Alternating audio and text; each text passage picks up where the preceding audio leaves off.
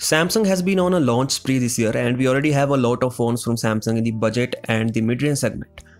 If you do not know, Samsung has so far launched 3 M series phones and around 8 Galaxy A series phones. Still, the company is not going to stop anytime soon launching phones in this segment, as we just came to know that Samsung is going to launch the Galaxy M40 in coming months. As the name says, it would be an upgrade to the Galaxy M30, and right now we don't know what the specifications are or how the phone is going to look like. We came to know about the Galaxy M40 via the Wi-Fi certification that revealed the model number.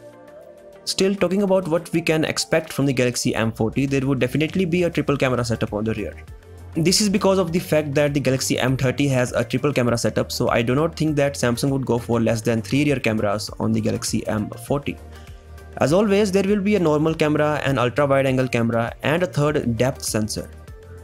Coming to the display, it is hard to say if Samsung would stick to the LCD panel as on the other M series phones or go for the AMOLED screen like the Galaxy A series phones. The Galaxy M40 is definitely going to be a phone priced around Rs 15,000, so it would be better if Samsung goes for an AMOLED screen.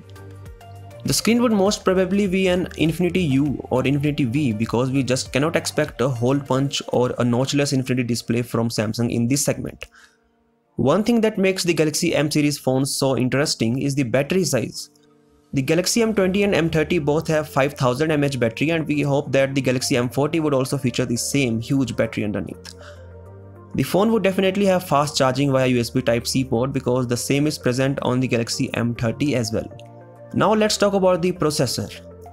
This is something that could be pretty confusing because Samsung did not launch the Galaxy M30 with a better processor as compared to what the Galaxy M20 had. But looking at the competition, it would be better for Samsung to go for its 10nm Exynos 9610 processor for the Galaxy M40, because phones like the Redmi Note 7 Pro and upcoming Realme 3 Pro have the top of the line mid-range processors from Qualcomm. If you do not know, the Galaxy A50 has the Exynos 9610 processor, and it is a very capable processor from Samsung. But then again, Samsung might give us a surprise by launching the Galaxy M40 with a Qualcomm processor instead of an Exynos one. So if this happens, then let's hope the company goes for at least the Snapdragon 675. The Wi-Fi certification revealed one more thing, and that's the Android version.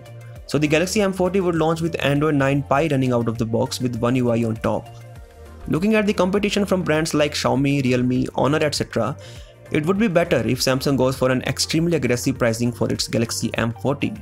What are your expectations with the upcoming Galaxy M40? Do let me know via the comment section below. As always, I will catch you in the next one.